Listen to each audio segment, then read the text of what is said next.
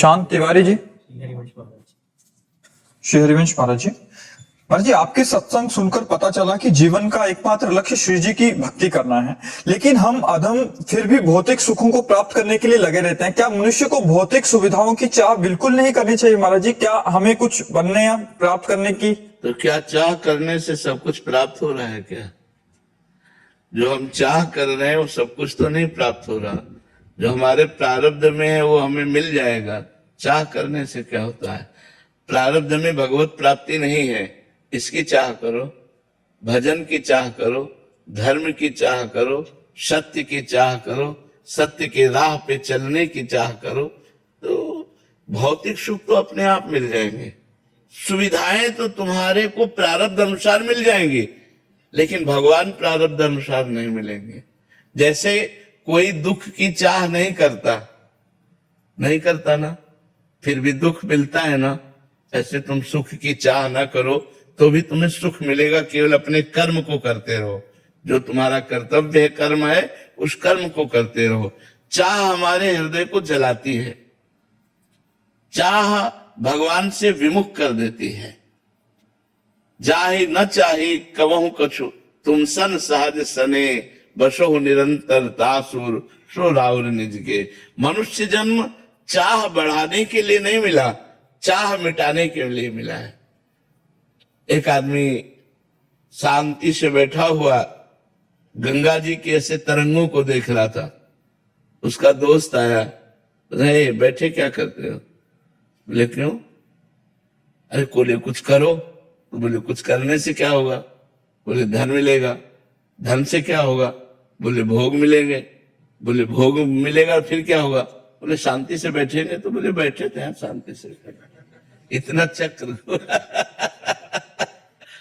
चाह में आदमी परेशान है। चाहिए सबको शांति, लेकिन चाह के बाद, और जब तक चाह है तब तक शांति कहाँ है? तो चाह हमें लगता है भगवान की करनी चाहिए कि मेरे भगवान हम पर कृपा करें कि मुझसे भजन बन जाए, भगवान का सुमिरन बन जाए, परोपकार बन जाए, दूसरों का हित बन जाए। ऐसी चाह करो। हम आपसे सत्य कहते हैं, बिना चाहे सब कुछ अपने आप आ जाएगा। अगर भाग्य में लिखा है ना, तो बिना चाहे अपने आप आ जाएगा।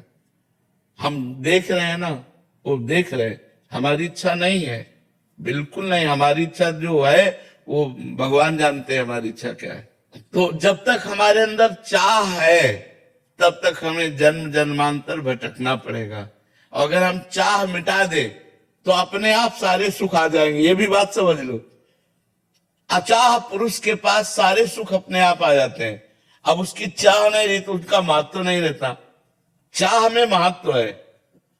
तो हम अगर जो चाहे करते हैं वो हमको फंसाती चली जाती है। एक चाह के बाद दूसरी चाह। चाह कभी किसी की पूर्ति नहीं हुई, आज तक किसी की पूर्ति नहीं हुई।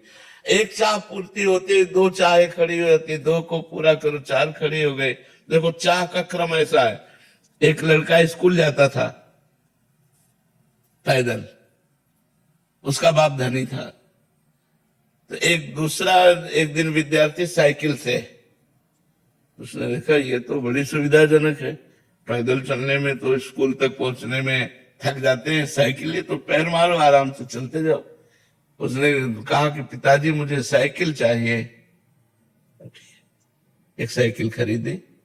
कुछ दिन साइकिल से चला, देखा बगल से मोटरसाइकिल, पैर भी नहीं चलाना, बस हाथ से इशारा करो भाग रही है, और साइकिल पीछे छूट गए और वो आगे निकल गया मोटरसाइकिल वाला। ये यार पापा हम साइकिल से नहीं चलेंगे, हमें मोटरसाइकिल चाहिए।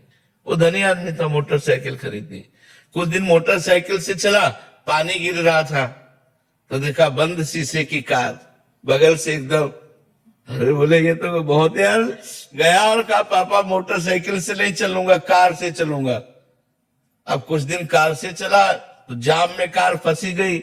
ऊपर देखा हेलीकॉप्टर लेकर। उसने कहा पापा हेलीकॉप्टर, थप्पड़ मारा फिर पैदल कर दिया।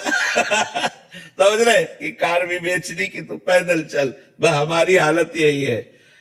कामनाएं हमारी बढ़ती चली जाती है, 1 से 10, 10 से 20, 20 से 40। तो हमें लगता है अच्छे धर्म की कामनाएं करें, भगवान की कामनाएं करें, मनुष्य जीवन हमारा सार्थक हो ऐसी कामनाएं करें। और अगर हम धन की कामना करें ही तो भगवान के ऊपर छोड़ दें कि मन आवे तो पूरी करना, न मन आवे तो पूरी मत करना। हम इससे प्रसन्न रहेंगे। जोई जोई प्यारो करे सोई मोहि भावे। धन की कामना करे तो प्रभु से करे, वैसे तो करना नहीं चाहिए, पर करे तो प्रभु से करे और अपना कर्तव्य कर्म करता रहे। और जो सुख दुख आए उसे सह ले, तो इसी जन्म में भगवत प्राप्ति का मार्ग प्रशस्त हो